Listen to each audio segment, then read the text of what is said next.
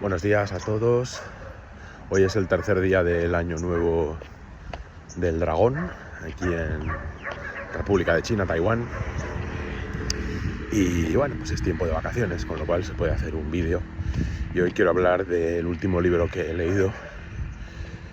Se titula Choque de Titanes, la victoria del Ejército Rojo sobre Hitler.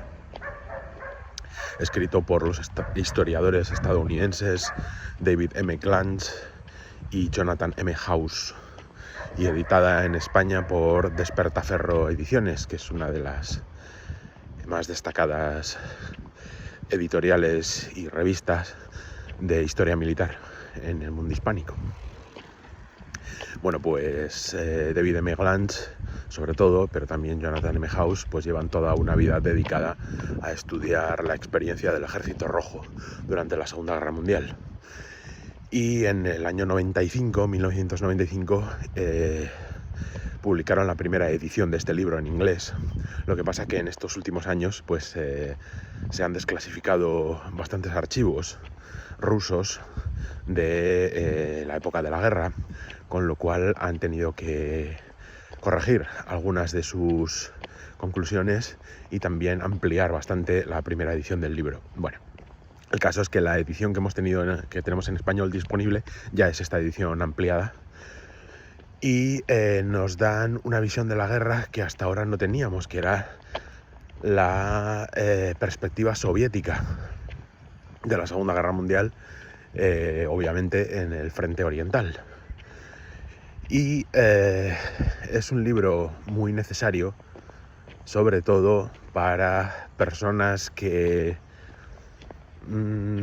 primero tengan la mente abierta y segundo hayan crecido con un interés por la historia, pero hayan crecido con la versión sobre todo alemana y anglosajona de la experiencia soviética durante la Segunda Guerra Mundial, porque esa visión que hemos tenido, fruto sobre todo de la Guerra Fría, obviamente, pero también de la rusofobia secular que padece las sociedades anglosajonas, sobre todo, particularmente Gran Bretaña, pues es la que con la que hemos crecido casi todos, incluyendo España.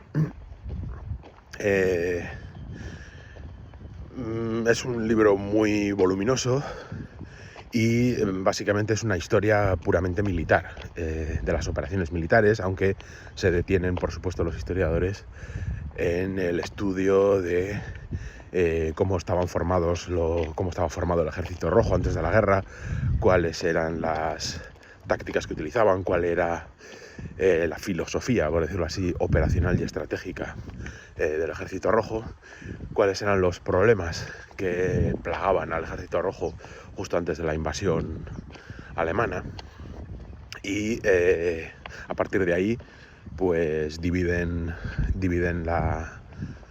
la historia de la Gran Guerra Patriótica, ¿no?, como la conocen los rusos, en tres periodos que son los periodos, al parecer, habituales en los que las dividen los historiadores rusos también.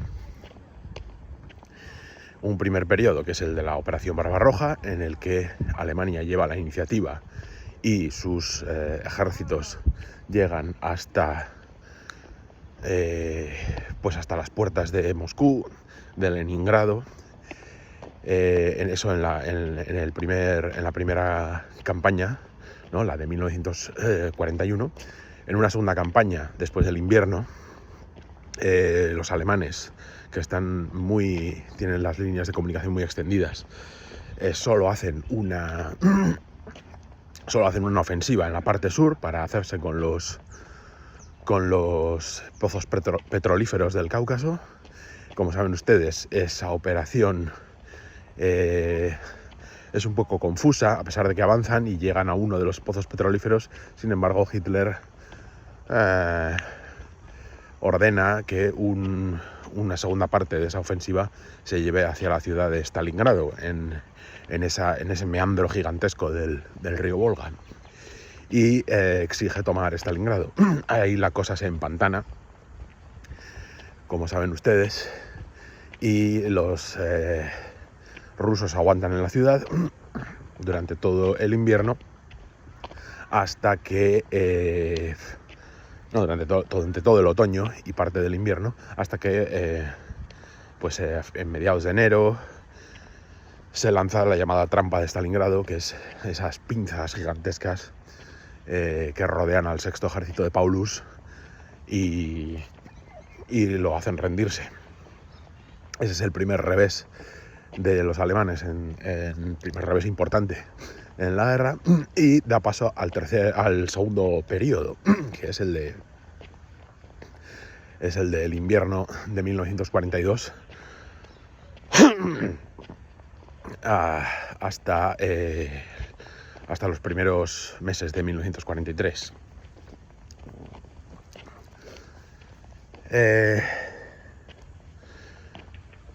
Este segundo periodo de la guerra es más corto.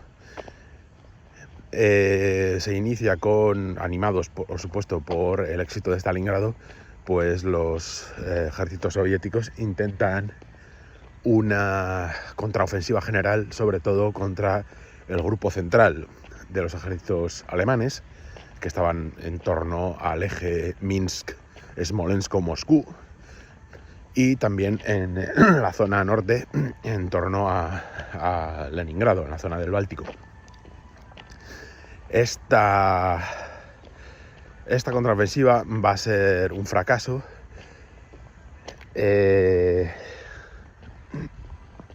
pero va a dejar un saliente en la zona soviética, que es el saliente de Kursk, al sur oeste de Moscú, la ciudad de Kursk. En este saliente va a ser el que en el verano de 1943 pues se van a centrar los esfuerzos alemanes para intentar destruir por fin el espinazo del Ejército Rojo. Sin embargo, el problema que tienen los alemanes es que este es el único punto obvio, o el punto obvio de un ataque. Y si lo saben los alemanes, lo saben los soviéticos. Entonces, aquí es donde pierden los alemanes su factor sorpresa. Los soviéticos preparan muy bien la operación, preparan muy bien las defensas, preparan muy bien las reservas. Y esta vez, en vez de hacer como en todas las campañas anteriores, que es intentar contraatacar inmediatamente con una ofensiva general, lo que hacen es primero absorber el golpe de los alemanes y, una vez absorbido el golpe, contraatacar con todo. Como saben ustedes, la batalla de Kursk, pues los alemanes se lanzan contra las líneas soviéticas, contra las líneas defensivas. No consiguen prácticamente nada, excepto un pequeño avance en el sector sur, pero que es rápidamente parado, y los soviéticos se lanzan otra vez a la ofensiva para echar a los alemanes. A esto le sigue una campaña de otoño-invierno en la que los soviéticos consiguen llegar al río Dnieper, un río que seguramente les sonará porque cruza y divide Ucrania en dos, y tiene mucho que ver con lo que está ocurriendo ahora en la guerra de Ucrania. Bueno, los soviéticos llegan al Dnieper, es decir, avanzan mucho por el sur, pero la parte de los ejércitos centrales y del norte de Alemania siguen aguantando mucho porque son las mejores unidades que tienen, y la destrucción de estos grupos de ejército quedarán para el tercer periodo de la guerra, que es el que da comienzo con la famosa Operación Bagration. La Operación Bagration estaba diseñada para destruir el ejército central de los nazis, el llamado Heeresgruppe Mitte. Y efectivamente esta operación, pues en general es un éxito. Sacan prácticamente a los alemanes de lo que quedaba de Rusia y también de Bielorrusia. Y para el para enero de 1944 también han conseguido levantar el sitio de Leningrado, que había estado 2 años sitiada y donde habían muerto muchas personas, millones de personas, por hambre. A partir de aquí la iniciativa de la guerra ya es plenamente soviética, los alemanes se ponen a la defensiva, su industria armamentística empieza a sufrir, pero también su capacidad para reclutar y entrenar, esto es muy importante, para reclutar y entrenar hombres ya es cada vez más limitada, con lo cual sus ejércitos pierden mucha efectividad, mucha de la efectividad que tenían al principio de la guerra y con la que habían conseguido esas victorias brillantes, tanto en la Operación Barbarroja como en Polonia y en Francia. Y el único problema que tendrán los soviéticos a partir de ese momento serán algunos errores tácticos y los típicos problemas logísticos que surgen cuando la línea del frente empieza a avanzar mucho y cada vez estás más lejos de tus líneas de aprovisionamiento. Pero básicamente a partir de ahí van a ser varias operaciones militares hasta abril de 1945, en las que los soviéticos, pues ya con un ejército de 6 millones y pico de hombres, pues llegan a Berlín y destruyen al Tercer Reich. En el camino han liberado todos los territorios de la Unión Soviética, han sacado a los aliados del eje, es decir, a Rumanía, los han sacado de la alianza, a Rumanía, Bulgaria, Hungría, Checoslovaquia, Eslovaquia más bien, llegan a tomar Viena, por supuesto a los estados bálticos y liberan también Polonia. En todos estos países forman ejércitos leales al Ejército Rojo, gobiernos provisionales comunistas, y lo que hace obviamente Stalin con esta operación política pues es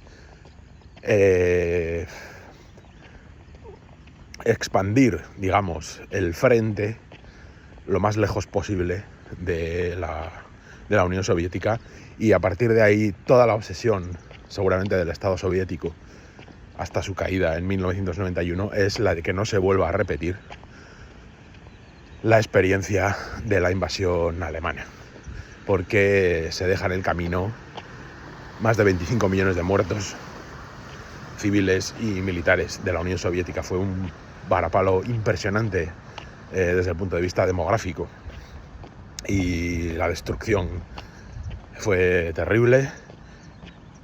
La guerra en el frente del este prácticamente palidece o hace palidecer los esfuerzos norteamericanos y británicos en el frente occidental, por no hablar del frente de África o el frente del Mediterráneo, y así lo hacen ver los estadounidenses David M. Glanch y Jonathan M. House en las conclusiones del libro, cuando comparan, por ejemplo, simplemente un ejemplo de muchos, las bajas que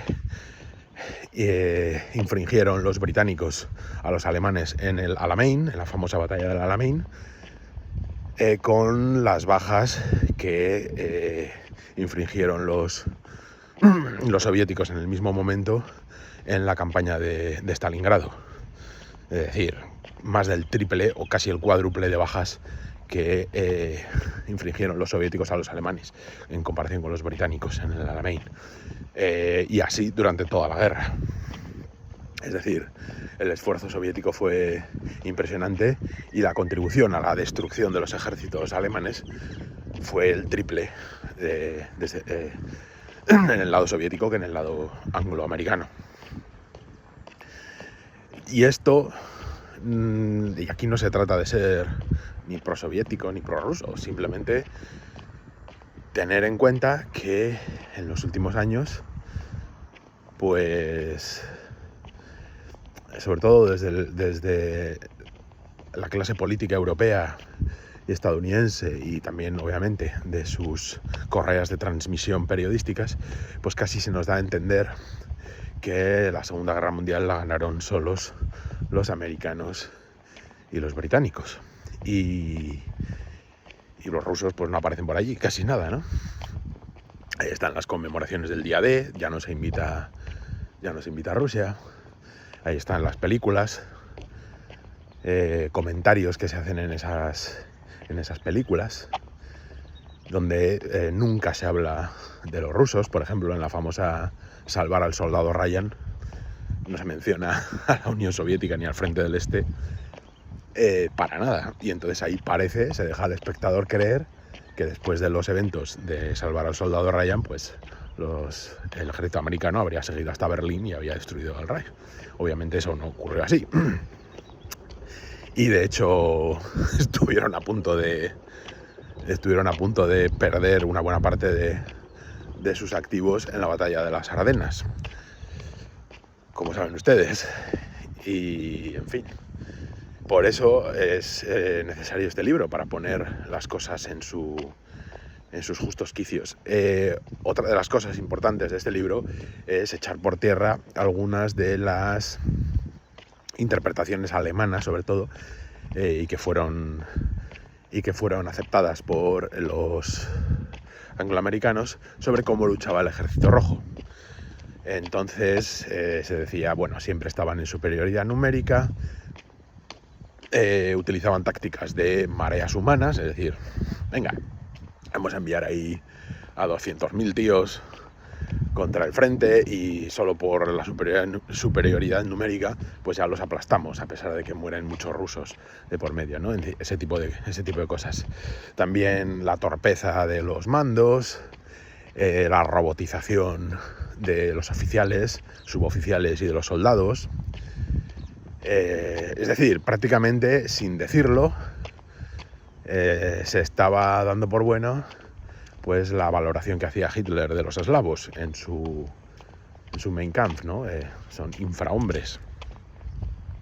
Y entonces luchan como infrahombres. Bueno, obviamente esto no es así, pero David M. Glanch y Jonathan M. House pues van explicando cómo luchaba el Ejército Rojo. Obviamente al principio, en la Operación Barbarroja, los soviéticos cometen muchos errores. Tanto los altos mandos, el Estado Mayor, como toda la cadena de mando hacia abajo, hasta el último suboficial. Pero también señalan cómo desde los primeros momentos ya los soviéticos están aprendiendo cómo deben luchar. Y por eso, al final de la Operación Barbarroja, en el invierno de 1941, pues a pesar de que los alemanes llegan a Moscú y a Leningrado, a las puertas de Moscú y Leningrado, pues resulta que se han visto muy entorpecidos en el avance, a pesar de todo, a pesar de las apariencias. Sus líneas de suministro están muy extendidas y han dejado bolsas importantes de soldados rusos en la retaguardia, que van a formar cuerpos de partisanos que van a crecer más y más a lo largo de la guerra, y va a suponer muchísimos problemas para la retaguardia alemana. Como decía, a medida que avanza la guerra, los soviéticos van aprendiendo, se van curtiendo, tanto los soldados como los oficiales, como el Estado Mayor.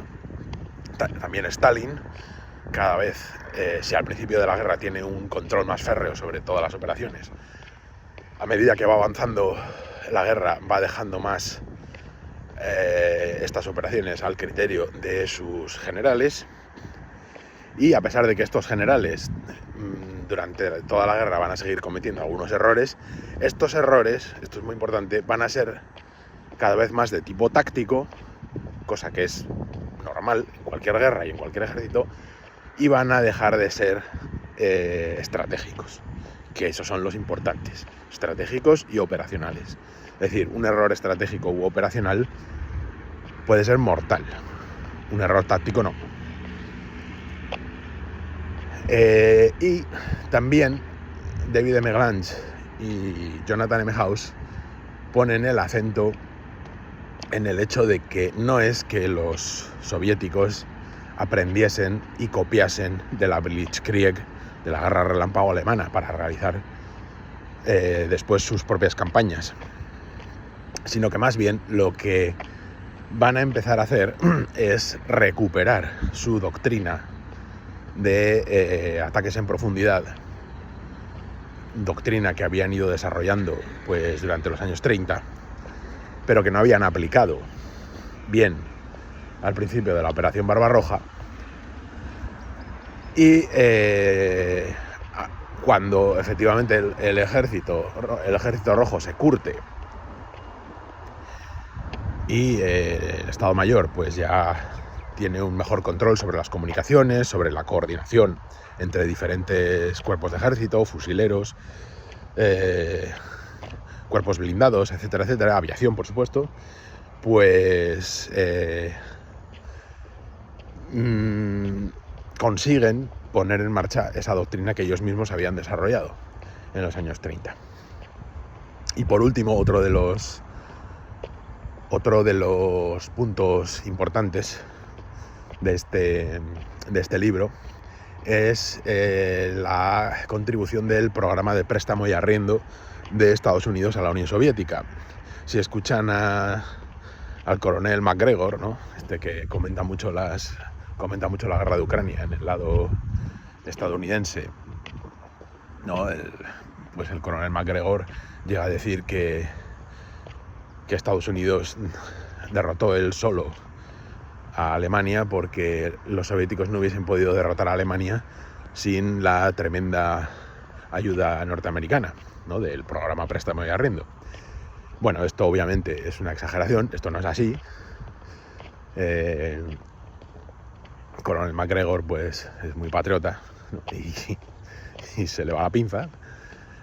En lo que ponen el acento Glantz y House, que son estadounidenses, por cierto, es en que la mayor parte de la ayuda del programa préstamo y arriendo llega después de la batalla de Stalingrado, un poco antes también, pero básicamente después de la batalla de Stalingrado, y que el programa préstamo y arriendo supone más o menos un 16% de todo el esfuerzo de guerra soviético. Ahora bien,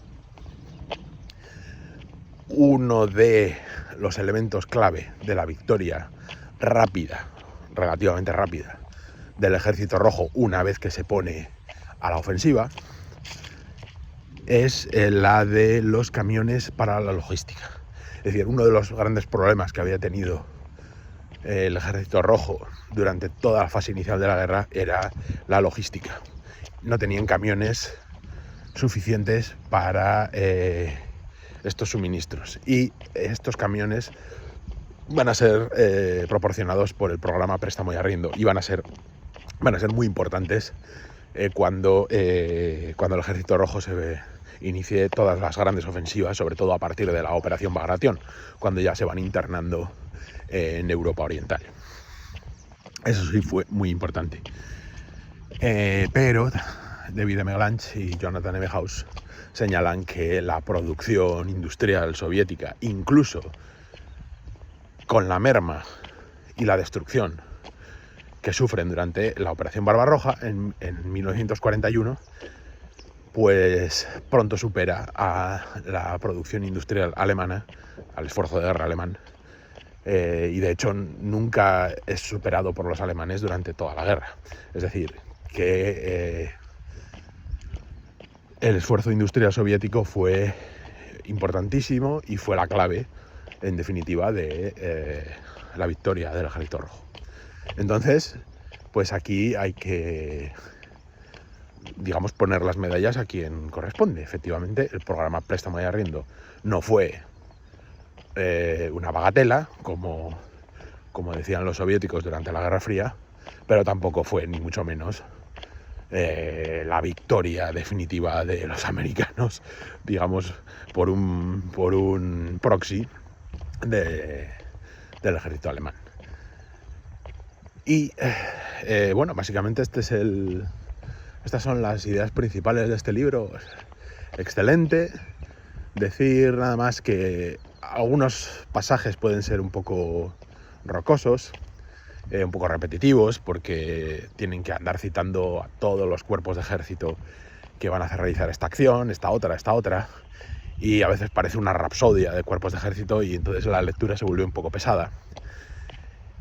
Pero bueno, es el precio que hay que pagar por un relato lineal de las operaciones militares. Y el otro problema que le veo a esta edición es los mapas. Los mapas son prácticamente ilegibles. Tienen demasiada información, no están bien diseñados en sus colores, demasiadas flechas, uno nunca sabe qué está pasando ahí, no se ven los accidentes del terreno y entonces prácticamente no se puede seguir las operaciones militares con esos mapas. Es casi mejor ir a Google Maps o a Apple Maps o a agarrar un mapa por ahí en internet y hacer uno mismo los dibujos para, ¿no? siguiendo el relato, pues para poder ver bien cuáles son las operaciones militares, ¿no? Dónde están los ríos, dónde están los puentes, etcétera, etcétera.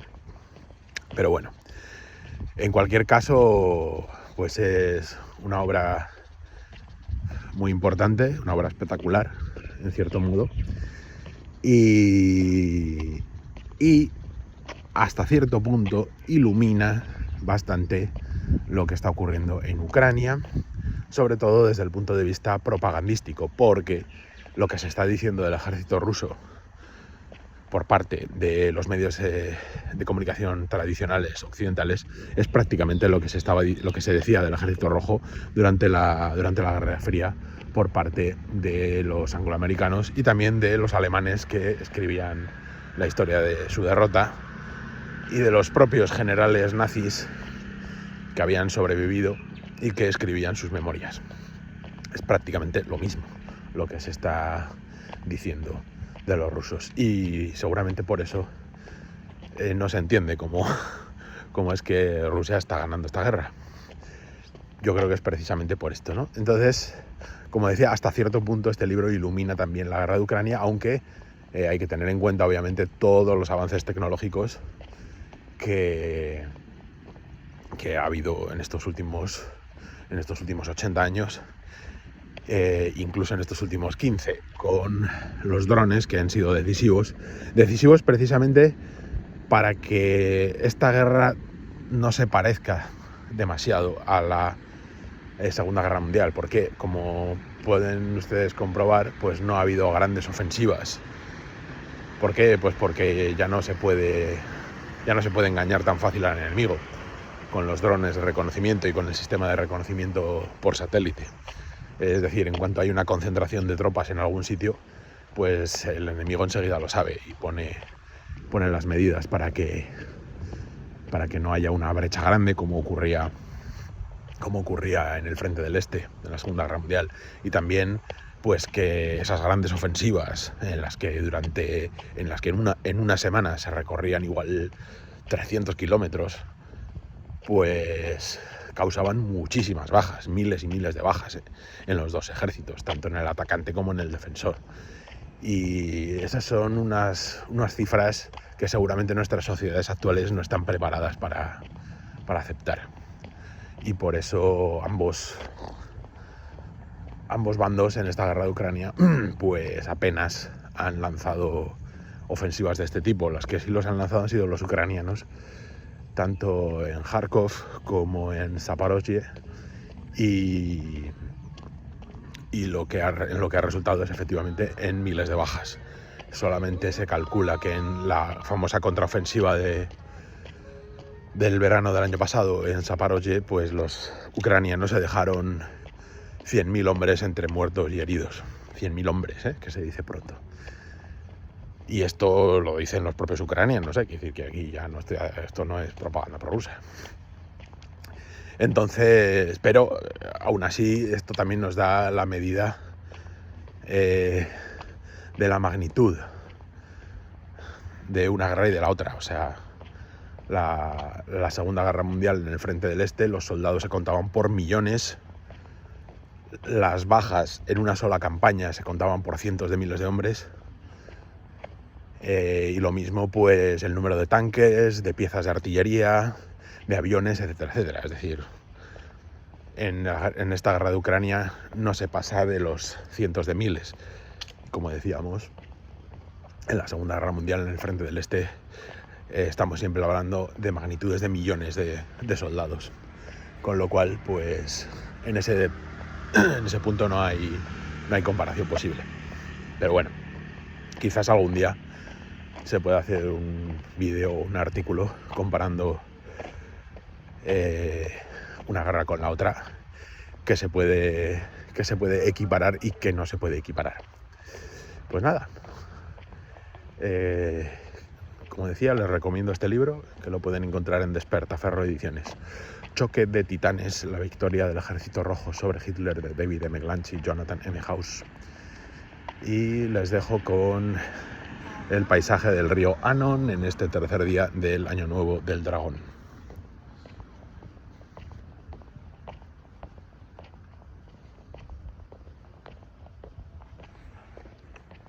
Hasta la próxima. Adiós.